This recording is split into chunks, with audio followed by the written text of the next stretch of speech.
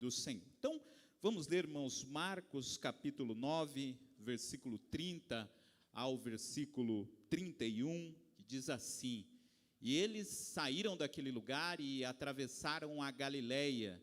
Jesus não queria que ninguém soubesse onde estavam, porque estava ensinando os seus discípulos, e ele lhes dizia: O Filho do Homem será entregue nas mãos dos homens, eles o matarão, e 3 dias depois ressuscitará.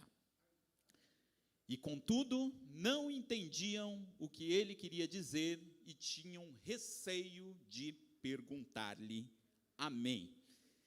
Me chama a atenção aqui neste texto, irmãos, primeiro, que esse texto ele é uma expressão que Jesus usa, uma fala de Jesus, num momento muito significativo do seu ministério. Já tinha começado lá em Marcos 8, e aqui em Marcos 9 ele fala novamente sobre isso, no capítulo 10 ele vai falar isso novamente.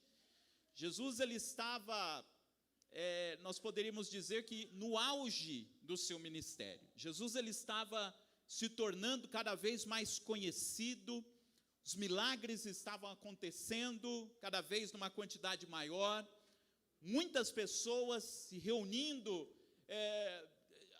aos pés de Jesus, querendo ouvir o que ele tinha a dizer, pessoas procurando Jesus para serem curados.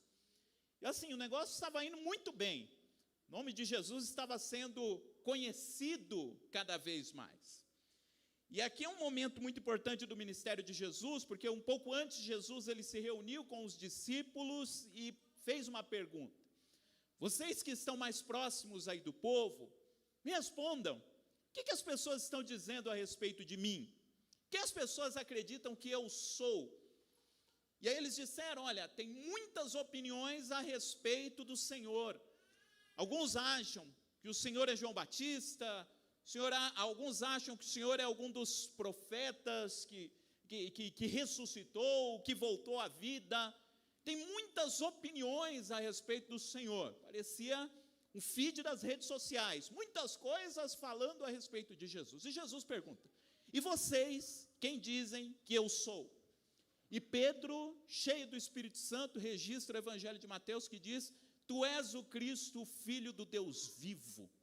E Jesus disse a Pedro: essa conclusão você só poderia chegar a essa conclusão por meio do Espírito Santo de Deus. Mas o que eu quero chamar a atenção é que, a partir desse momento, em que Pedro declara que Jesus era o Cristo, o Filho de Deus, como se Jesus dissesse para os discípulos: ok, agora que vocês já entenderam que eu sou o Filho de Deus, nós vamos entrar no novo nível do ministério. Eu vou começar a falar algumas coisas que eu não tinha ainda explicado. E Jesus, a partir de então, começou a falar sobre um assunto que era incômodo e que, conforme diz o texto que nós lemos, eles não entenderam. Jesus disse: já que vocês entenderam que eu sou o Filho de Deus, eu quero dizer uma coisa: daqui a algum tempo será necessário que eu me entregue à morte. E ele já tinha falado isso no capítulo 8. Eu vou ser entregue à morte, mas ao terceiro dia vou ressuscitar. Quando chegou aqui no capítulo 9 de Marcos, mais uma vez, eu vou ser entregue à morte, e ao terceiro dia eu vou ressuscitar. E aqui Marcos faz até um comentário, que diz que os discípulos não entenderam aquela palavra. Em outra passagem diz que o coração deles estava endurecido, não conseguiam entender o que Jesus queria dizer com isso. E sabe, olhavam um para o outro e diziam: o que Jesus está dizendo é literal, ele vai morrer? Ou ele é uma parábola, é uma comparação? O que ele quer dizer com isso? Porém, diz lá Lucas que eles tinham medo de perguntar para Jesus o que aquilo queria dizer. E ficou nesse impasse, sem se entender o que Jesus queria dizer com isso. Em uma outra ocasião, quando Jesus falou isso, Pedro, inclusive, chegou a dizer: não, isso não vai acontecer com o Senhor, de jeito nenhum. Mas eles ainda não entendiam o significado dessas coisas que Jesus passou a falar.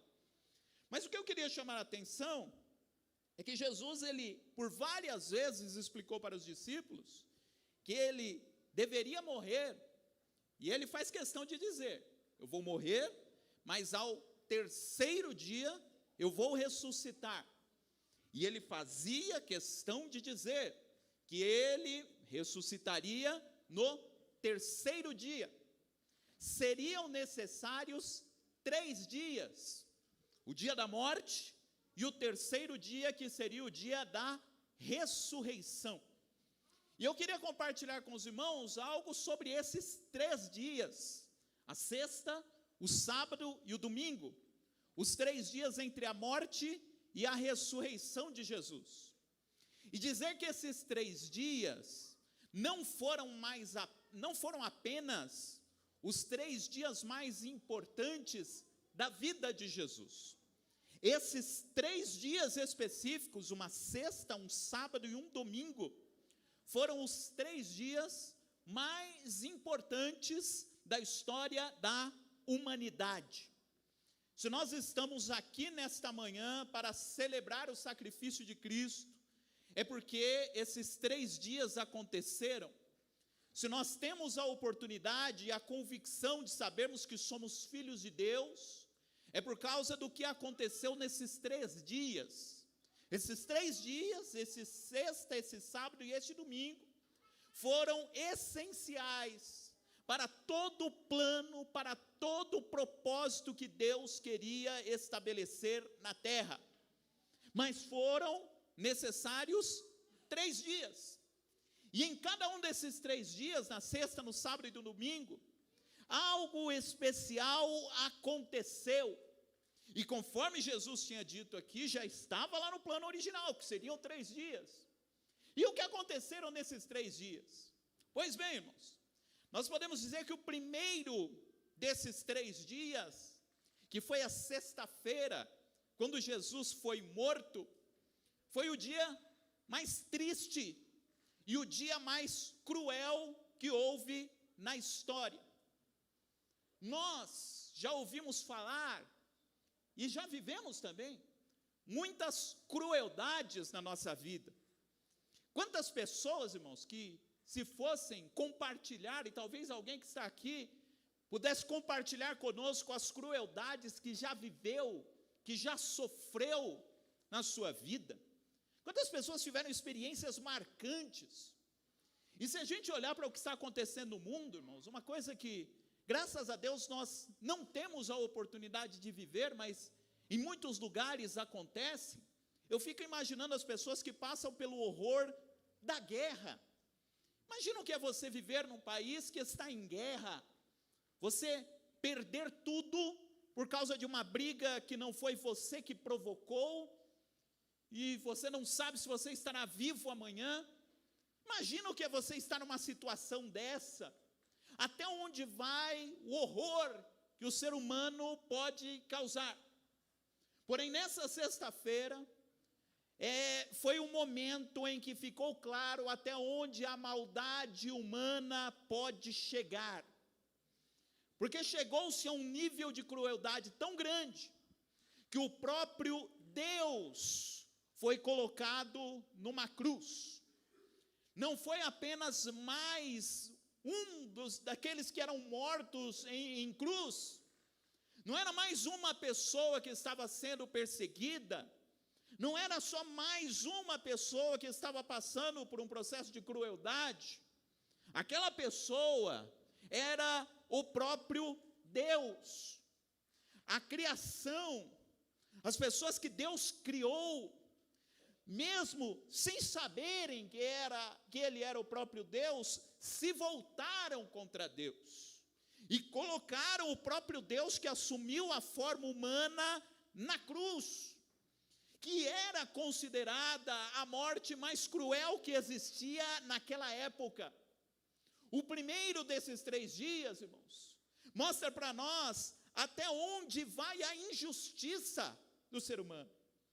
Todos nós, irmãos, nós já passamos por momentos de injustiça na nossa vida, mas imagina o tamanho da injustiça que passou Jesus.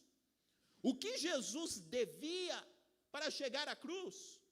Aliás, o negócio foi tão injusto que até o processo de julgamento de Jesus foi totalmente viciado, né, como dizem os advogados.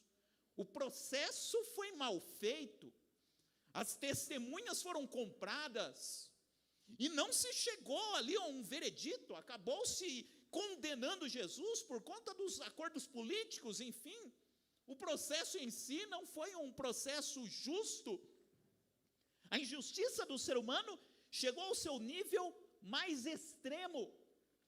E além disso, irmãos, veio sobre Jesus naquele momento toda a espécie de maldade que o ser humano pode produzir.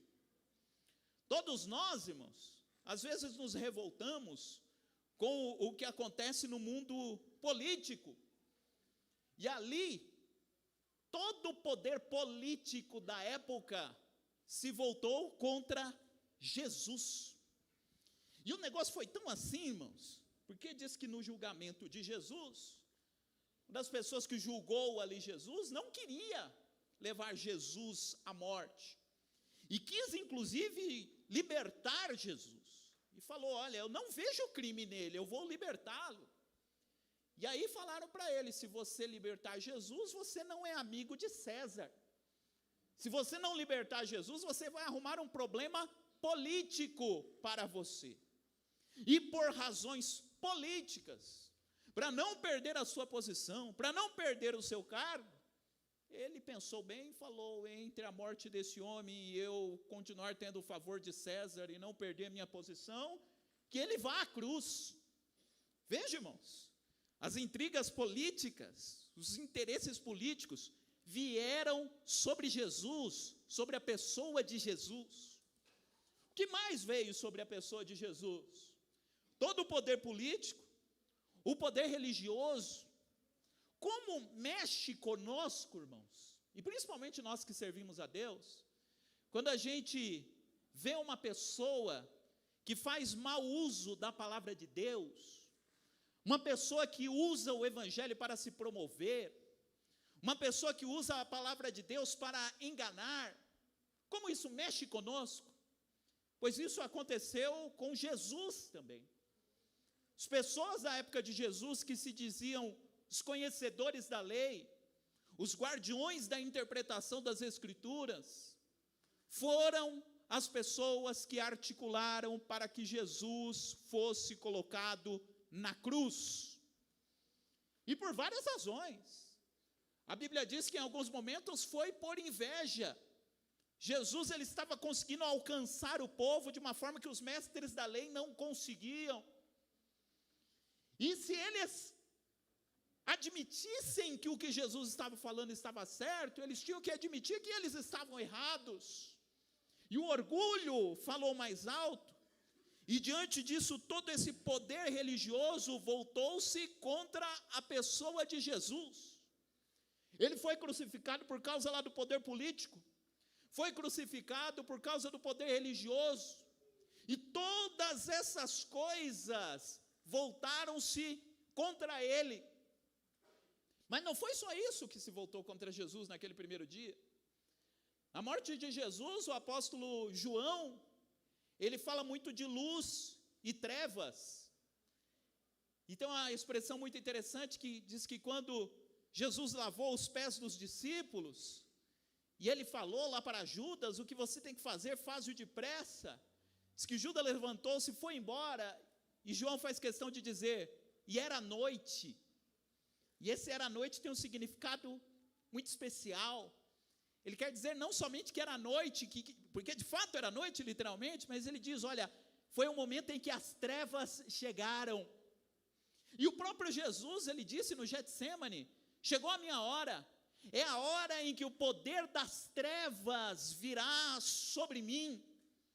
Sobre Jesus estava o poder político da época, sobre Jesus estava o poder religioso da época, sobre Jesus estava o poder das trevas, o poder espiritual, porque Satanás entrou no coração de Judas, fez com que Judas perdesse totalmente a sua identidade, se esquecesse de tudo que fez, o tempo que caminhou com Jesus, as trevas o dominaram, o diabo entrou nele, E esse poder das trevas que foi assumido por Judas veio sobre Jesus. Veja quantas coisas diferentes vieram sobre os ombros de Jesus naquele primeiro dia, desses 3 dias. E não apenas isso, irmãos. Outra coisa que nós também, talvez em algum momento da vida sofremos, e que talvez é uma das coisas mais difíceis que nós passamos, é quando somos traídos. A traição também veio sobre Jesus. O apóstolo Paulo, quando vai explicar sobre a Santa Ceia, ele diz, né, que o Senhor Jesus, na noite em que foi traído, qual era a experiência que pesou pessoalmente para Jesus no momento daquela ceia? O momento da traição. E a traição é um negócio difícil, irmãos, porque a traição não vem de um inimigo, porque se viesse do inimigo não seria traição. A traição é difícil justamente porque vem de alguém próximo. E às vezes a gente não para pensar nisso, porque a gente pensa no Judas Iscariotes, já o Judas Iscariotes traiu Jesus. Mas antes de chegar nesse ponto, o Judas Iscariotes andou 3 anos com Jesus. 3 anos. Lembra quando Jesus mandou os discípulos pelas cidades e pelas aldeias para pregar o evangelho? E diz que eles foram, curaram os enfermos, expulsaram os demônios. A gente não para pensar, mas o Judas Iscariotes estava no meio desses. Judas expulsou demônio, Judas curou enfermos, Judas ouviu, no dia lá que distribuíram os pães, da multiplicação dos pães, Judas ajudou lá a distribuir os pães, estava ali ao lado de Jesus o tempo todo, não somente está ao lado, mas foi escolhido pelo próprio Jesus, a dedo, para ser um dos 12, e justamente essa pessoa próxima, já passou por essa experiência, uma pessoa muito próxima, fazendo alguma coisa que trai a sua confiança. E o que foi a traição? Porque queriam prender Jesus, mas era na Páscoa, queriam prender Jesus sem alarde. E Judas mostrou como prender Jesus sem alarde. Ele vai ao jardim do Getsemane, é lá, não vai ter multidão, é lá o momento certo de prendê-lo. E entregou Jesus. A dor da traição, a dor de sofrer as injustiças políticas, a dor de sofrer as injustiças da religião, todas essas dores estavam sobre os ombros de Jesus no primeiro daqueles dias. E a dor, que é a dor maior que Jesus sentiu, porque a gente sempre destaca a dor física de Jesus na cruz, e de fato foi uma dor intensa, e você fica imaginando o que era ser pregado na cruz, porque a cruz, irmãos, ela foi projetada para ser uma morte humilhante. A ideia da cruz não era só, além de matar a pessoa, executá-la, era executá-la de forma humilhante. Eram tiradas as roupas da pessoa, a pessoa era pregada na cruz, e a ideia é que ela ficasse lá dias e dias agonizando, para que quem passasse visse ali a vergonha.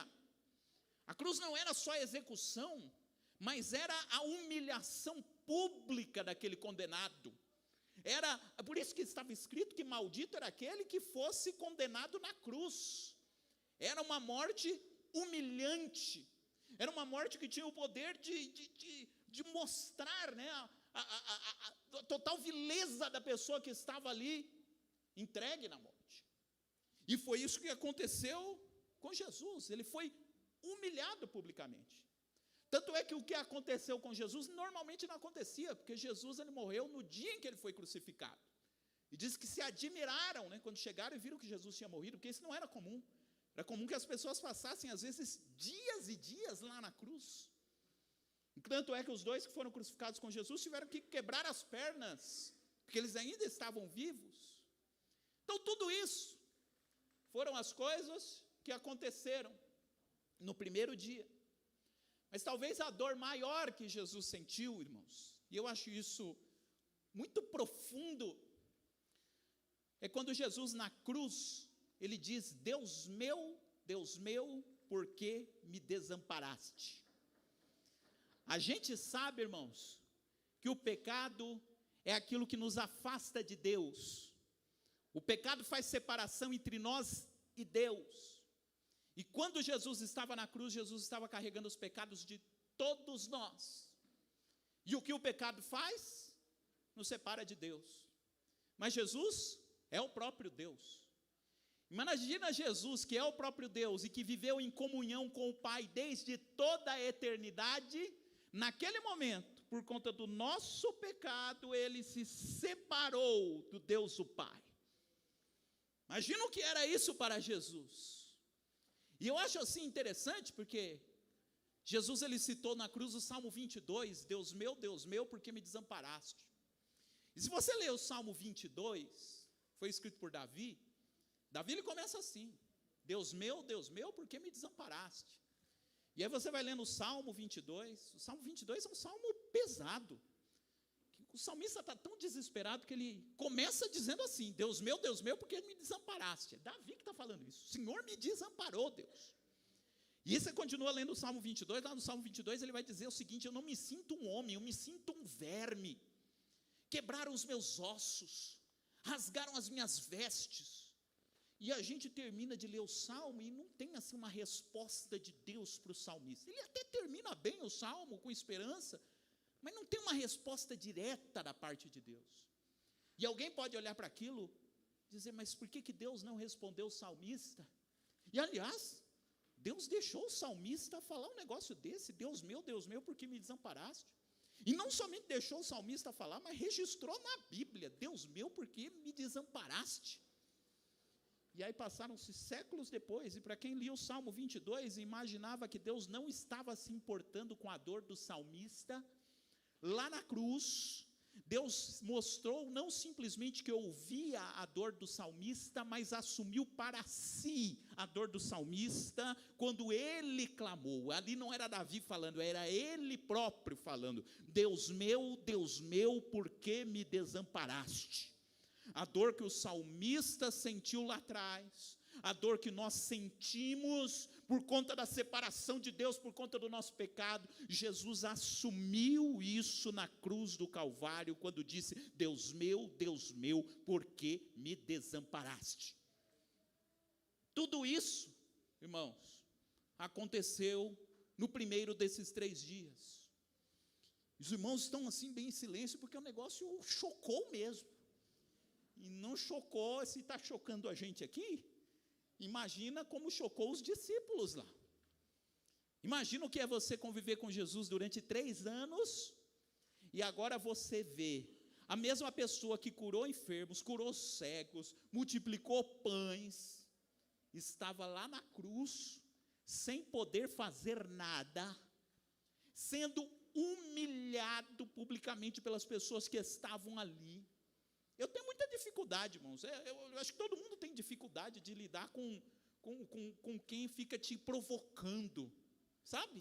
Sabe aquela pessoa que fica te provocando, sabe que você não gosta de uma coisa e fica falando de propósito? Pois fizeram isso com Jesus. Falaram, não disse que é Deus? Chama Deus para Deus te tirar. Pô, salvou todo mundo. Não, o Senhor conseguiu salvar todo mundo e não vai conseguir salvar a si mesmo. Imagina a provocação que ele sentiu ali na cruz. E imagina como os discípulos reagiram diante daquilo. Era uma mistura de vergonha, com medo, com desesperança, todas essas coisas acontecendo ao mesmo tempo. E esse foi o dia. Um dia tão pesado, irmãos, que diz que a natureza reagiu, diz que se fez trevas, enfim. Tudo isso aconteceu no primeiro daqueles dias. Tudo que existia e que ainda existe de injustiça no mundo veio sobre Jesus ali. Tudo que existia de errado, tudo aquilo que existia de mal, Deus canalizou tudo isso e foi tudo para cima dos ombros de Jesus quando ele estava ali na cruz do Calvário. Esse foi o primeiro dia. Foi o dia da frustração. Mas além do primeiro dia, irmãos, teve o segundo dia. E qual foi o segundo dia? Se o primeiro dia foi o dia mais triste e mais injusto da história, O segundo dia, que foi o sábado, foi o dia mais silencioso da história. O que aconteceu no sábado entre a morte e a ressurreição de Jesus? Nada. E isso que foi o mais difícil para todo mundo. O que aconteceu naquele sábado? Não aconteceu nada. Não teve música, não teve profecia, não teve palavra de consolo, não teve absolutamente nada. Foi um dia silencioso. E além de ser um dia extremamente silencioso, irmão, é aquele dia depois da tragédia. Eu fico imaginando, eu estava pensando sobre essa mensagem, eu fico imaginando aquelas pessoas que sofrem uma enchente e que inunda a casa. E eu fico imaginando como que é o dia seguinte depois da enchente.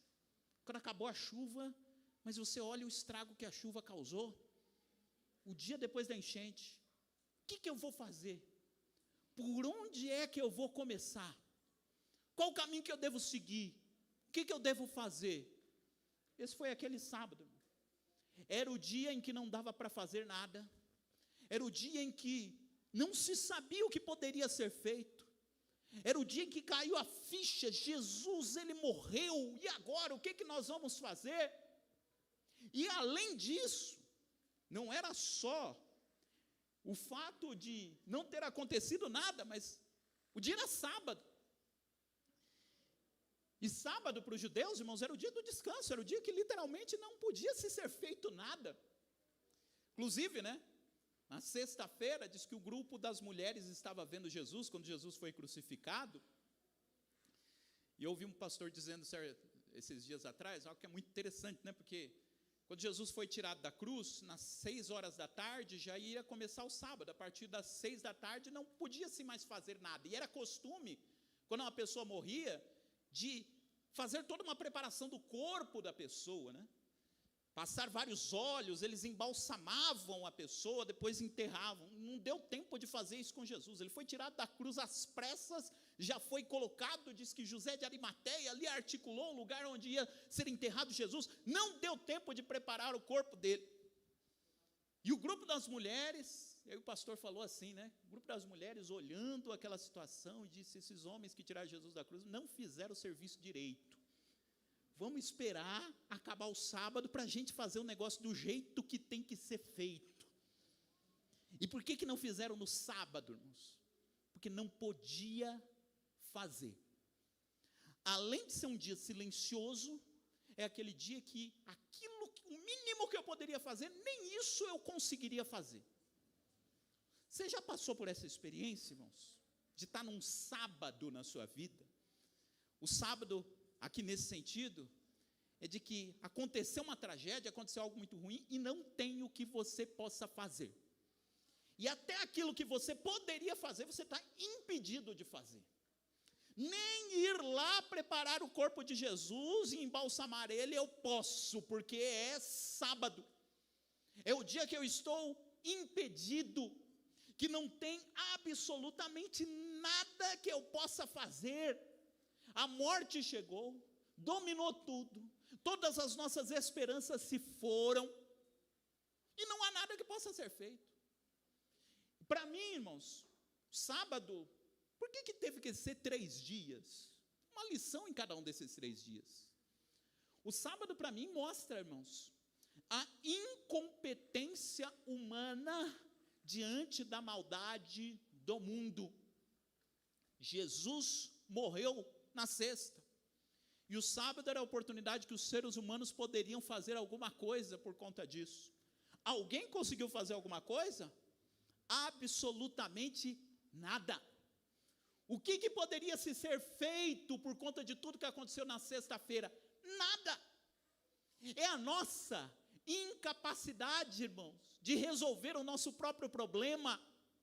É a nossa incapacidade de dar conta de todas as coisas ruins que vêm sobre nós. Naquele momento, não havia nada, absolutamente nada que poderia ser feito. E como que as pessoas envolvidas naquilo reagiram? Eu fico imaginando. Os discípulos, foi dito aqui, né, que o amor é inimigo do medo, o medo é inimigo do amor. Os discípulos foram dominados pelo medo, se trancaram ali no cenáculo e ficaram com medo de pôr a cabecinha assim para fora, né? Que Jesus morreu, agora imagina o que vão fazer com a gente. Jesus, que era Jesus, morreu, o que vão fazer com a gente? Ficaram trancados no cenáculo. As mulheres aflitas, porque não podiam nem preparar o corpo de Jesus. Mas veja que coisa, né? Jesus já tinha dito lá em Marcos 9, que nós dissemos, que no terceiro dia ele ressuscitaria. Ele sabia exatamente que tinha que passar pela sexta, tinha que passar pelo sábado, e que ele só ressuscitaria no domingo. O sábado não era o dia de Jesus ressuscitar. O dia de Jesus ressuscitar seria apenas no domingo. Era importante essa experiência do sábado. E se qualquer uma daquelas pessoas, irmãos, tivessem crido naquilo que Jesus tinha dito, era só dizer, vamos esperar mais um pouco, porque o domingo está chegando, e no domingo ele vai ressuscitar. Só que, irmãos, além de não conseguirem fazer nada no sábado, o coração estava fechado, o coração estava endurecido, e não conseguiram aplicar a palavra de Deus àquele momento que eles estavam vivendo. E pode ser, irmãos, que eu esteja falando com alguém que esteja passando por um longo e terrível sábado na sua vida. E eu quero dizer para você, que esses 3 dias acontecem na vida cristã também. Vai ter dias na nossa vida que vai ser o dia da dor, vai ser o dia do desespero, o dia da morte. E vai ter também o dia, irmão, que vai ser o sábado. Já passou por essa experiência? De passar por um período na vida em que não tem o que você consiga fazer? Eu até conseguiria fazer alguma coisa, mas eu não consigo, não posso, foi me tirada todas as oportunidades. É o sábado, é aquela sensação paralisante, todo mundo estava paralisado, não dava para fazer nada. Porém, graças a Deus, que o sábado, ele não é eterno. Aquele sábado não durou para sempre. E quando você vai para Mateus capítulo 28, veja só como começa Mateus capítulo 28, e no versículo 1, diz assim: e no fim do sábado, quando já despontava o primeiro dia da semana, no fim do sábado, o sábado termina. Teve um momento em que o sábado terminaria, e o texto diz aqui, no fim do sábado, de madrugada, as mulheres foram ao túmulo de Jesus. E o que as mulheres foram, irmãos, fazer? Elas não imaginavam o que estava esperando por elas quando elas iriam ali ao túmulo, irmãos.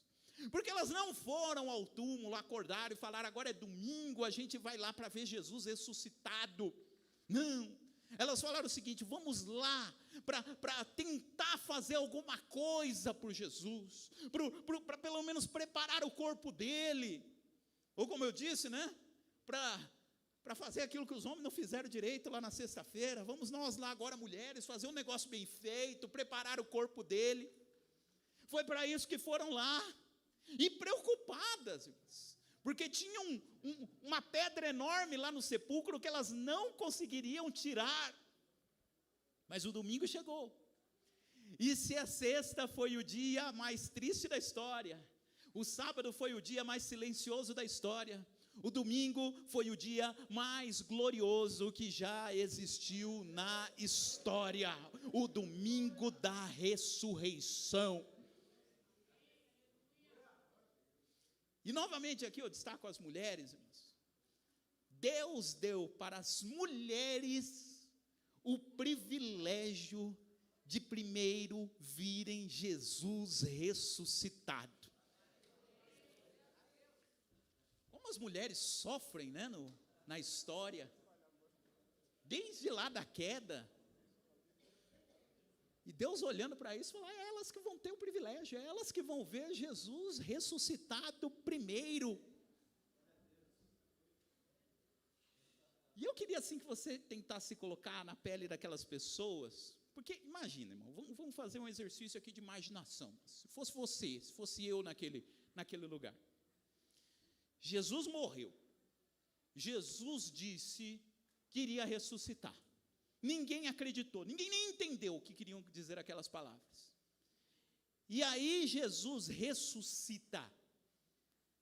Como que você iria se sentir? Eu ficaria com muito medo. Por quê? Andei com Jesus 3 anos, Jesus falou que ia ressuscitar, eu não acreditei, imagina Pedro, eu não acreditei, neguei Jesus 3 vezes, e agora ele está vivo. Quando Jesus me encontrar, o que ele vai fazer? Vai acertar as contas comigo, não é? Essa seria a minha sensação, irmãos. Agora a gente está mexendo com uma coisa que nunca aconteceu. Uma pessoa que ressuscitou para nunca mais morrer, igual Jesus. Jesus vai se apresentar vivo. Olha o tamanho do erro que eu cometi. E agora? Agora ele está vivo. E o que eu acho interessante é que se você for ver todas as passagens bíblicas de Jesus, quando ele apareceu ressuscitado, na maioria delas, a primeira coisa que ele disse, as primeiras que sentiram isso foram as mulheres. Porque imagina, você viu Jesus ressuscitado. Quando você vê Jesus ressuscitado, acho que a primeira coisa que vai vir, fala, não, agora ele vai acabar comigo, né? Olha o que eu fiz. Antes que desse tempo de pensar em qualquer coisa, qual foi a primeira palavra que ele disse? Não temas. Não temas. Quando as mulheres chegaram e viram que o sepulcro estava vazio e viram o anjo, antes de qualquer coisa, não tenham medo. Tudo isso que está acontecendo aqui não está acontecendo para trazer medo para vocês. Não é hora de ter medo. Quando viram Jesus ressuscitado, antes de pensar qualquer coisa, Jesus próprio disse, não tenham medo, não é hora de ter medo. Quando Jesus apareceu para os discípulos, eles viram Jesus, antes de qualquer coisa, antes de subir qualquer coisa no coração de vocês, não tenham medo. A ressurreição de Jesus, irmãos, Jesus não ressuscitou para que a gente fique apavorado, para que a gente fique amedrontado, para que a gente perca as esperanças. Jesus ressuscitou para nos dar esperança. E aquilo que eu fiz, eu neguei ao Senhor antes, olha, não tem problema, porque na cruz eu morri justamente para resolver este problema. E esse foi o maior milagre, irmãos, que já existiu na história. Outras pessoas já ressuscitaram, sim, irmãos, mas todos que ressuscitaram na Bíblia morreram de novo. Mas Jesus, ele foi o primeiro, porque chegará a nossa vez também. Foi o primeiro que ressuscitou para nunca mais morrer. Eu costumo dizer o seguinte, irmãos, é a imaginação, né, que às vezes do pregador, né?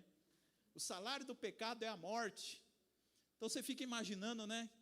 A pessoa morre e tem uma mesinha assim, né? E a pessoa chega lá diante da morte, e aí olha para a morte, e a morte fala, você pecou? Você é pecador? Sou, vem comigo. Pecou? Sim, vem comigo.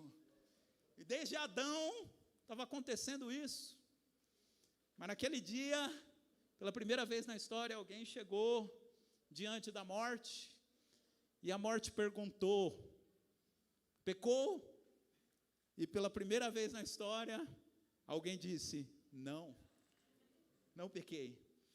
E além de não ter pecado, estou trazendo comigo o pecado de todo mundo que creu em mim.